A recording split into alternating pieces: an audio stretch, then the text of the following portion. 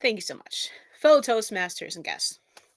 In these modern times, we are very blessed to have access to a wide variety of food, including produce, meats, herbs, spices, and grains.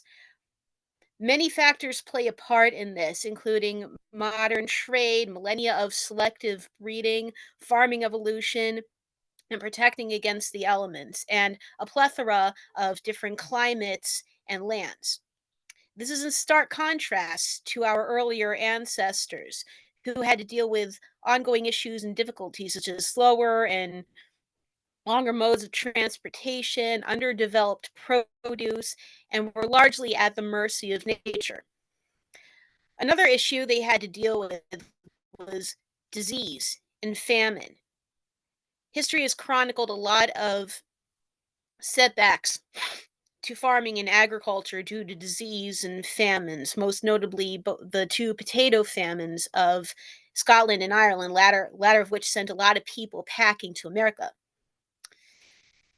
To avoid natural disasters, farmers have taken to protecting their crops with pesticides. A dirty word, no pun intended, it may seem, but they did have their uses and were largely, to a degree, successful. And people are correct about it being dirty. It's no secret that herbicides, pesticides, and their like have created more problems, namely health related problems, than solutions. When you go to any regular grocery store, you're looking at the various produce, meats, grains, herbs, spices, etc. But what are you really seeing? Now, this speech is not exclusively created for the purpose of educating the audience about the dangers of pesticides. Rather, it's to impress upon the audience about the advantages of going organic and some of the methods to achieve such a goal. First, I'll give a brief history of pesticides.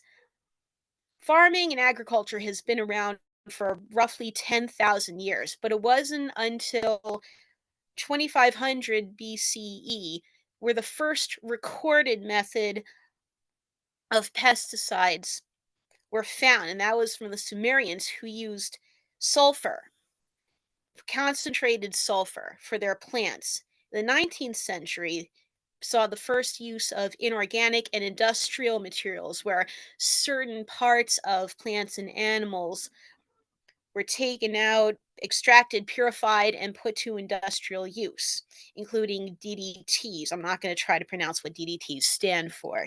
As successful as DDTs were, they are ultimately banned because of the health problems they caused. 1962, 1962, author and well, she wasn't an author, she was a scientist. Rachel Carson wrote Silent Spring about the impact of pesticides and other chemicals on humans, animals, and the surrounding environment. That caused an uproar. More people realized, hey, maybe there's an actual problem here, which led to, incidentally, 8 years later in 1970, the founding of the EPA, Environmental Protection Agency, to regulate environmental health and safety. Many people outside of farmers who for a long time saw only benefits of using pesticides. But there are pros and of course there are cons. What are the pros? Pesticides and herbicides, they do their intended jobs, which include targeting and inhibiting the growth of certain weeds and plants.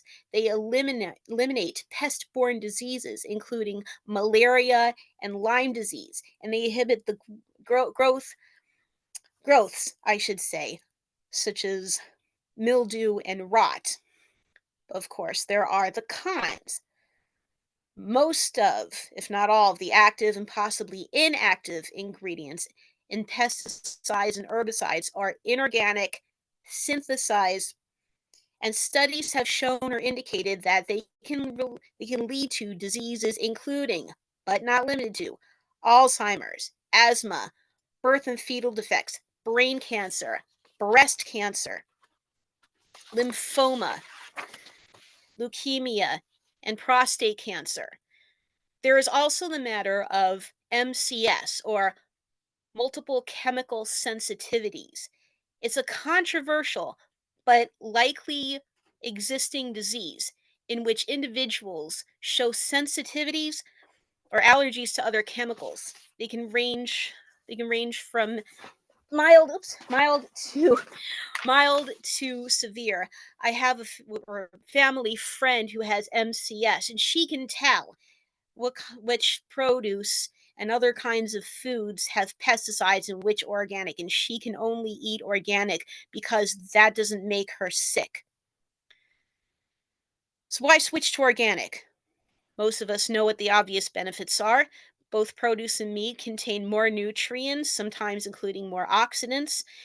They contain significantly fewer chemicals and foreign metals, which are also sometimes put as additives. It's a lot safer for individuals with multiple chemical sensitivities. Animals can also tell the difference. Of course, it's a lot more healthy and beneficial for them as well. No preservatives equals fresher produce. Organic raised livestock have a better chance of survival because they have a much better environment and more free ranging. And synthesized chemicals, as I mentioned, are linked to disease and deaths. I don't have the time, unfortunately, but I do have pictures. If anybody would like to see them anytime afterwards, you can see in some instances how certain produce, including tomatoes, have chemicals. There's an experiment you run where you put this compound, I forget what it is at the moment, you take some water, you put some of this stuff in, you don't touch it, obviously or your skin is going to burn. You put in the tomatoes, you mix it up. And what's going to happen is this compound is going to leach the chemicals from the tomatoes, and the water will go from clear to yellow. And you can see physically all these chemicals that are added on that shouldn't be going into your body. In short, even though conventional vegetables may be better for your wallet, they may not be better for your health in the long run. It's up to you, but I hope you can choose healthy. Thank you so much.